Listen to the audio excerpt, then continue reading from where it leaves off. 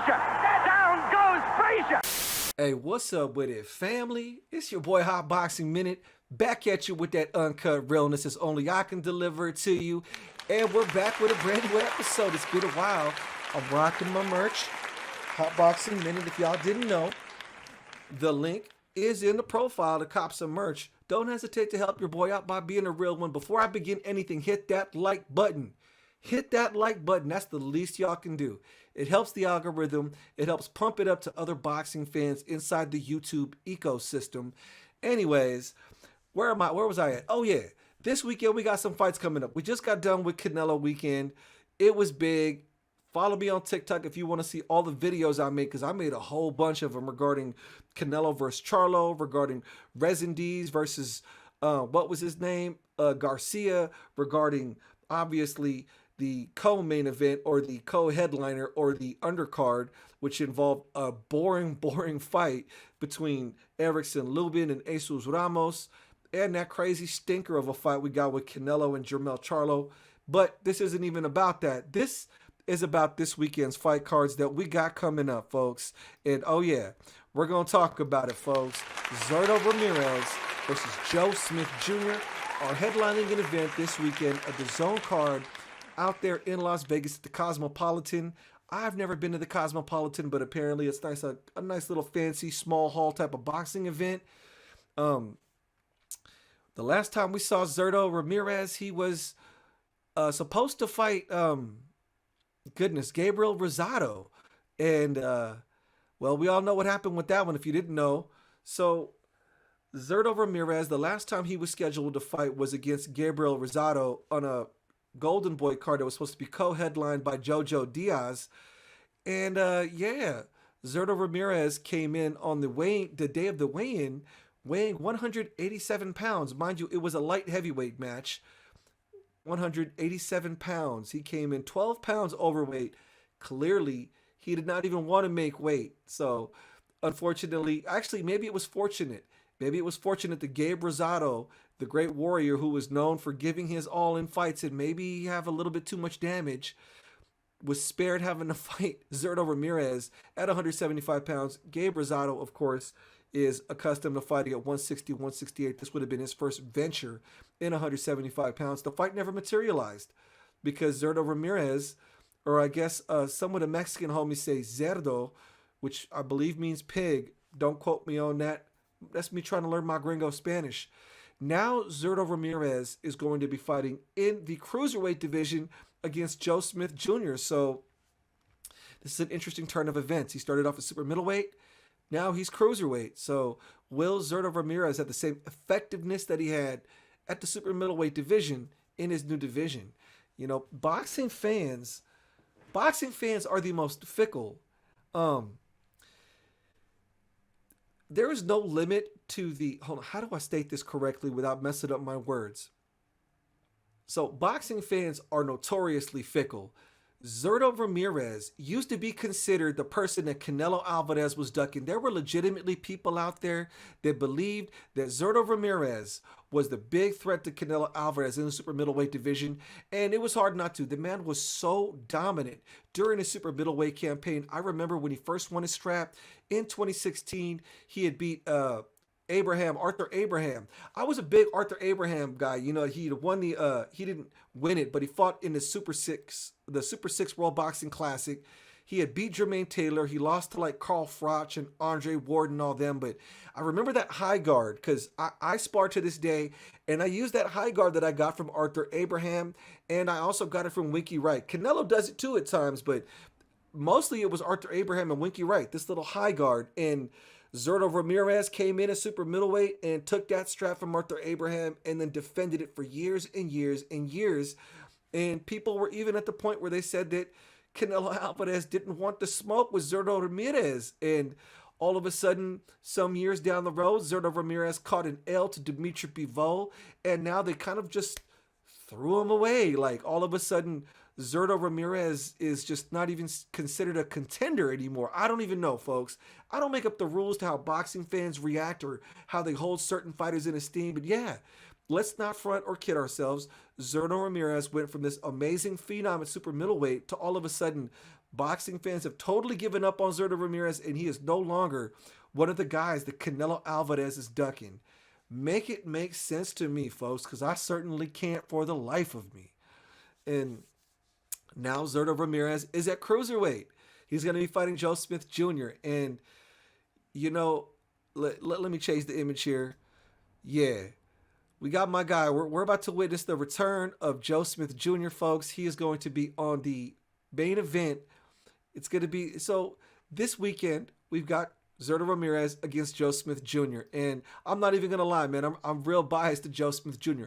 I like Joe Smith Jr. For those of you who are familiar with my experience here on TikTok as a content creator, Joe Smith Jr. was the first world champion to grant a TikTok boxing analyst an interview. Since I was the first guy to really do boxing talk in this kind of format on this platform, that makes Joe Smith Jr. the first champion to take TikTok seriously. And I've been watching Joe Smith Jr. since he knocked out Bernard Hopkins back in 2016 because I was a huge Bernard Hopkins fan. And unfortunately, American boxing fans, you got to come to terms with the fact that Joe Smith Jr. knocked out Bernard Hopkins out the ring, and you're going to have to give him full credit for that. Bernard Hopkins was 50 years old, but Joe Smith Jr. was no doubt the betting underdog. He was plus 220 going into that fight. Bernard Hopkins was negative 300 going into that fight with Joe Smith Jr. American boxing fans are the weirdos. Sometimes we are so beyond trife. It's just like with Joe Calzaghe. Joe Calzaghe came in as the foreign fighter to the United States and beat my idols, Roy Jones Jr. and Bernard Hopkins, here in the States. And you know what everyone says? They say that Bernard Hopkins was out of his prime. They say Roy Jones Jr. was out of his prime. But you know what? The truth of the matter was, Joe Calzaghe was old as dirt too. Joe Calzaghe was past his prime. And Bernard Hopkins was not past his prime. Turns out he had plenty levels left to go in his career. But that's how boxing fans are. And that is when I first became a fan of Joe Smith Jr., folks. When he knocked out my idol, knocked him clear out the ring, and sent Bernard Hopkins into retirement, folks. That's the bonkers story of how I ended up watching Joe Smith Jr. And then Joe Smith Jr. went on that crazy tear. He ended up beating Jesse Hart, Elater Alvarez, Maxim Vlasov, and he ended up becoming the WBO champion. And then we had the infamous Beterbiev versus Joe Smith Jr. fight. It didn't last very long, and Joe Smith Jr. did what I believe was the only real game plan he had in that event, going up against a guy like Artur Beterbiev. My man Union Joe is one of those fighters you either love or you hate. Joe Smith Jr. is guaranteed action.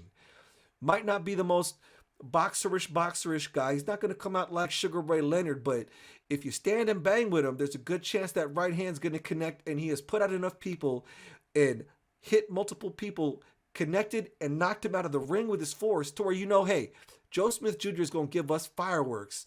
And up against Artur Beterbiev, the only real game plan that my man Joe Smith Jr. had, and I thought it was the smartest approach he took, he went straight at Artur Beterbiev. Oh, it didn't work very well, but it was the best game plan I felt with someone with Joe Smith Jr.'s skill set had. Hey, he has power. He's aggressive. You might as well as go at the Chechnya monster with that because you're not going to outbox Artur Beterbiev. Clearly, we've seen other fighters try to do that, as in the form of, you know, Derek James guy Brown, Marcus Brown, headbutt Brown. Boxing wasn't going to work. Joe Smith Jr. went straight head on, and the results were what they were. Hey, but you can't knock it. At least Joe Smith Jr. went out on his shield and didn't start riding a bicycle, folks. You got to respect that. You can respect a warrior that goes out on his shield, and if you don't, then you're clearly watching the wrong sport. Maybe boxing might not be for you, folks. Yeah, but Joe Smith Jr., you know, I believe you got Zurdo Ramirez, who has more height than Joe Smith Jr. Joe Smith Jr. has longer reach by like an inch. And Joe Smith Jr. can use his reach. He likes to get in and make it dirty. Zurdo Ramirez is a very disciplined, kind of technical fighter. Not the most fleet of foot. He definitely likes to stand and bang. Is dedicated to his body work. Joe Smith Jr. is kind of a workman-like dude. He will come at you very aggressively, and he will throw all logic out the window and just go for the kill. And it has worked very, very well in his past fights. But this is both of their first time venturing into the cruiserweight division. I like both Zurdo Ramirez and Joe Smith Jr. I don't throw away my fighters after they get their first loss. And I'm biased on this one, folks. So don't knock me and don't mind me. But I'm gonna go with my boy Union Joe. Maybe he gets stopped. I don't know. Zurdo Ramirez, I feel like, does have more technical skills, but when it comes to just sheer grit and sheer determination and making a fight very difficult and making it a stubborn, messy affair, Joe Smith Jr. is one of the best, and he's gone up against boxers, guys like Eliader Alvarez, who was a puncher boxer, or Maxim Vlasov, who was a boxer with puncher features and did very well by being very, very aggressive. This fight is going to be fireworks, and I'm leaning on Joe Smith Jr. to win by decision. But it wouldn't surprise me if Zurdo Ramirez ended up getting the win. Maybe the stoppage, I don't know. Joe Smith Jr. is one tough bastard, and I got to rock with Joe Smith Jr. for being the first one to believe in me as a content creator. No knock to my people out there at Brickhouse Boxing and my homie Scrappy Ramirez and Julian Chua and my homegirl D. They're all based out of that gym. I got love for that gym, but you know, it's a loyalty thing. You know, loyalty is royalty, y'all. I got to give it up to my guy, Joe Smith Jr. But, all right. So, switching gears away from Joe Smith Jr. and Zurdo Ramirez, we're going out to Sheffield, England, across the pond in the UK. Just a quick gleaning over of Leigh Wood versus Josh Warrington. Leigh Wood versus Josh Warrington is a huge regional fight out there. It is for the IBF featherweight belt that is currently held by Leigh Wood. Some of you might remember Floyd Mayweather mentioning Leigh Wood's name when he suggested that Kermel Moton could beat him in his professional debut. I'm not so sure about that. The only reason being is that no fighter in all of boxing history has ever won a world title in his first professional fight. I think the only people who really suggested that was possible are people who have never stepped inside a ring, who don't understand the different levels that there are to amateur fighting and professional fighting, folks. There's very strictly enforced rules in amateur fighting. When it comes to pro boxing, as far as amateur boxing, a lot of those rules kind of get thrown out the window to a certain degree because you could pretty much get away with whatever you can slide by the referee. You can get on the wrong side of the referee's viewing plane and, you know, they're hitting below the groin, they're rabbit punching, they're headbutting, they're grabbing, all kinds of stuff that does not fly in the amateurs. And you saw it with Orlando Salido when he fought Vasil Lomachenko. You can be the most gifted technician ever until you get into those pro ranks and really see just how grimy it gets, folks. Win at all costs. But anyways, that's besides the point. Leigh Wood, Josh Warrington in a very, very, very awesome and fun fight out there across the pond in the UK in Sheffield, England. It's going to be interesting, folks. Leigh Wood, I think, packs more pop. Both their records have, you know, some holes in it. They both caught some L's. Leigh Wood is 27-3 with 16 knockouts. Josh Warrington is 31-2-1 with 8 knockouts.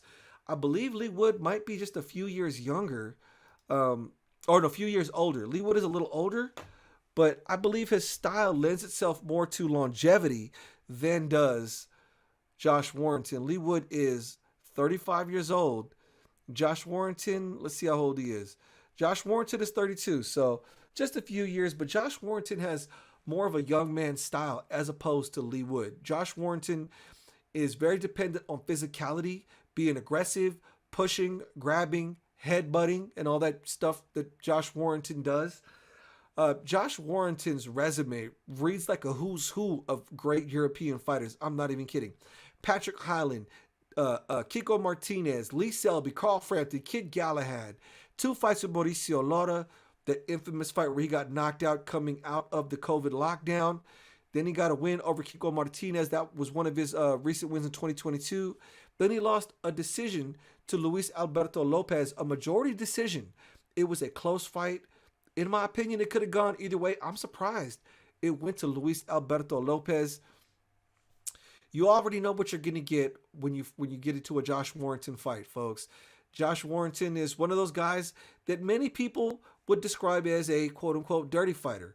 He's a very aggressive dude. He likes to get up in your face, apply constant pressure, throws volume, and the occasional headbutt and low blow. That's what Josh Warrington does. And in his last fight against Luis Alberto Lopez, a.k.a. Venado, he made it a very, very nasty affair. But somehow Alberto Lopez, Venado, pulled out the win. And like I stated, it could have gone either way. Oddly enough, I'm surprised they gave the decision to Venado Lopez because it was out there at First Direct Arena in Leeds, England, the home of Josh Warrington, because they love him out there in Leeds. And it was a close fight, but they ended up giving the decision to Venado Lopez. Now Josh Warrington has another chance to get that strap by facing Leigh Wood this weekend. So we'll see. Maybe Josh Warrington can pull it off. Maybe he's got enough gusto in him to use that heavy volume, that heavy aggression to get the win against Leigh Wood. What do you think? Hit that like button, folks, and let me know what you think about that matchup between Leigh Wood. Leigh Wood, he knows how to control distance. So I think I'm going to have to favor Leigh Wood in this fight against Josh Warrington. Just off styles alone.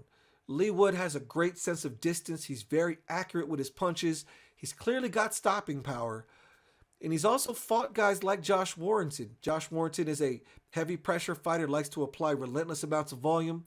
And you can look back to the Zhu Can fight against Leigh Wood. Leigh Wood ended up knocking out Zhu Can, but there's a lot of parallels between Zhu Can's style, the tough guy from China, and Josh Warrington. I believe that Josh Warrington might have been in a few too many wars, but Leigh Wood has shown an awesome ability to adapt.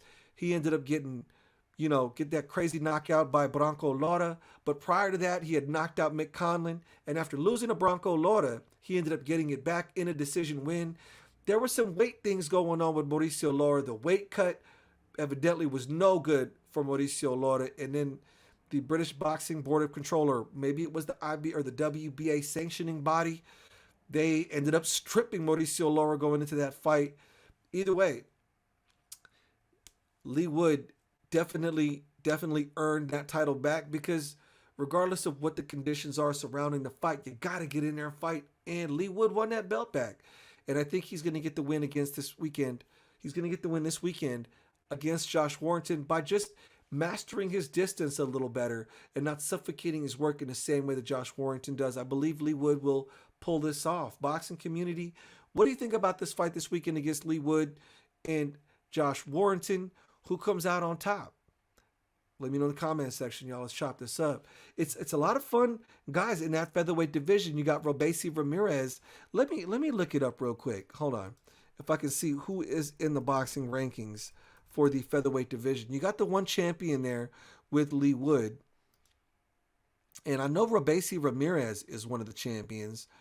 You've got Zurdo Ramirez, Venado Lopez, Ray Vargas. And Ray Vargas has got a fight with Brandon Figueroa coming up. So whoever wins this has those possible matchups upcoming. So it is what it is, folks. Anyways, hit that like button. Hit follow if you haven't already done so. You already know what time it is, y'all. This is Hot Boxing Minute, the future of boxing analysis on YouTube and TikTok. Peace.